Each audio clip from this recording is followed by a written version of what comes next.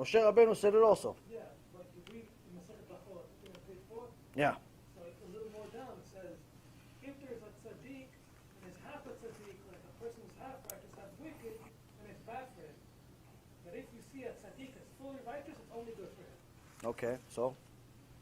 So it contradicts tzaddik ve'olam ha'shab b'tov, because if he's a real tzaddik, it has to be good for him. No. First and foremost, you have to understand that when Moshe Rabbeinu asked this of Hashem, why is there such a thing as a righteous person that suffers and a wicked person that looks like he's celebrating, looks like he's prospering, Hashem actually, that's when Hashem told him, you can't see my face and live. What does it mean you can't see my face and live? What does that have? What does one thing have to do with the other? What does one thing have to do with the other that you can't see my face and live, and a tzaddik, that's good for him? Okay. So let's explain. First and foremost, one needs to understand that unlike the Christians and all the minim, all the people that are bringing all types of idol worship to the world, Judaism doesn't believe that God has a body. One of the 13 principles of faith is that Hashem has no image and no likeness of an image. So then the immediate question would be, what does Hashem mean? You can't see my face and live, and even more so, I'll show you my back. So Chazal explains the following. And I originally heard this actually from Rav Lazer Brody in one of his CDs many years ago. It's very, very interesting. Chazal says also in that same commentary on Masechet Brachot that obviously Hashem has no face and has no back. But what Hashem is telling him is that when Moshe Rabbeinu asked Hashem, why is there such a thing as a person that's righteous and he suffers, and a person that's wicked and he prospers? Hashem says to him is that this could be multiple situations. On one case, it could be that he's righteous today, but in this previous Gilgul, he was wicked. So the punishment that he's getting right now, the suffering that he's getting right now, is for the previous Gilgul, not for this Gilgul. He's righteous now. Previous Gilgul, wicked. That's one option. Second option, Chazal says, is that he's righteous, but his father is wicked. Meaning that he's not completely righteous. Or they give you multiple Gemarot about the situation. But the Tachlis, the easiest one to understand is this. Hashem says, everything that I do is not for you to understand. I don't owe you an explanation. That's the truth. That's the real truth, is Hashem does not owe you any explanations whatsoever. And it's important for one to know that Hashem is God. We're the servant. So Hashem told Moses, because I'm merciful, I'm going to explain to you. If you see what I'm doing right now, there's no way for you to understand it. Because it's always going to look different than what it's really supposed to. If you see me rewarding a tzaddik, it's going to look like I'm rewarding him for some mitzvah he just made 5 minutes ago. In reality, I'm rewarding him for 20 years ago. In reality, I'm rewarding him for his previous gigul. In reality, I'm rewarding him for something his father did, or his grandfather, or his great-great-grandfather that I promised him, I'm going to reward your great-grandson with parnasah. It looks like I'm giving him a reward for what he did now, but in reality, it's a promise I made to Avraham Avinu. On the other hand, you're going to see a wicked prosper. It's going to look like I'm not running the world. It's an unjust world. But in reality, I'm punishing him worse than anyone else. And I wrote it in my Torah. I wrote it at the end of Parashat Vayetchanan, in chapter 7, verse 9 and 10. וידעתי כי אדוני אלוהיך הוא האלוהים, האל הנאמן, שומר הברית והחסד לאוהביו ולשומרי מצוותיו לאלף דור.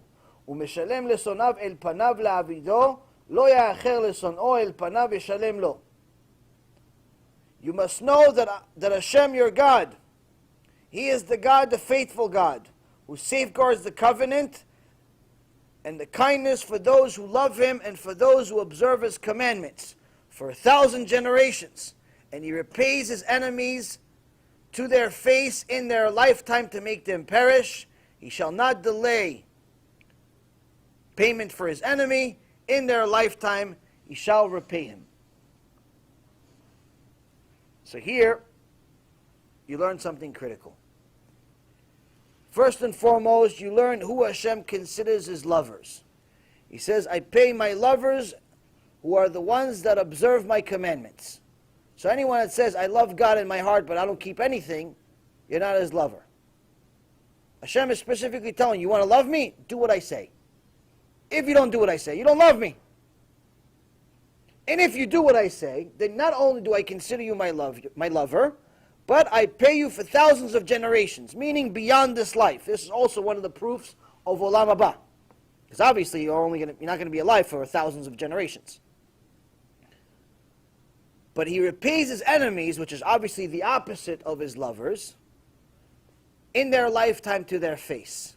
And He won't delay their payment. Meaning, He answers Moshe Rabbeinu, when you see the guy driving on Shabbat,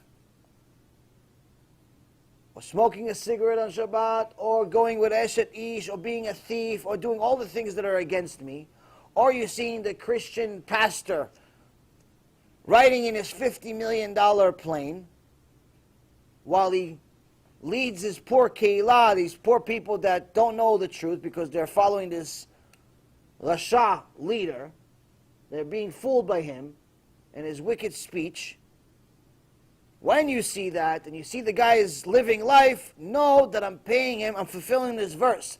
I'm giving him all the reward that he deserves here. Why? Because he has no Olam HaBa.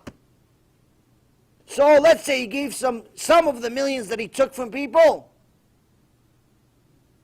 He gave some tzedakah, I'm going to give him a reward for it. He said thank you to me one time, I'm going to give him a reward for it. He did this mitzvah, he did that mitzvah, I'm going to give him a reward for it. Why am I'm going to give him everything now. I'm not going to delay the payment. Why am I not going to delay the payment? Because as soon as he arrives at the Beit Din of Shamayim, guilty. I don't want to see him. You understand? So, Moshe Rabbeinu was told this, and he says, listen, so only the things that I did already, you can understand. The things that already happened in the past, Noach, Avraham Avinu, Yitzchak Avinu, Yaakov Avinu, Egypt, Paro, Am Yisrael, the 12 tribes, all that stuff that already happened up to now, I can show you my back and you'll see it and you'll understand. Everything that happened in the back, in the past, I could show you. But you can't see my face and live. Meaning, you can't see what I'm doing right now and me allow you to understand what I'm doing and still allow you to stay in this world. Because it's too high for your neshama. So even though he showed Moshe Rabbeinu the future, Moshe Rabbeinu didn't understand how the future can be. Because he saw Rabbi Akiva, and he saw how much of a tzaddik Rabbi Akiva was, but then he saw the ending of Rabbi Akiva. He saw how Rabbi Akiva was killed in this world. And he asked Hashem, this is Torah and this is its reward? Hashem says, be quiet. You can't see my face and live. Meaning, you can't see the death and say, okay, that's it. It's over. No, that's just an act, a moment in his life on this world. It's not part of his eternity.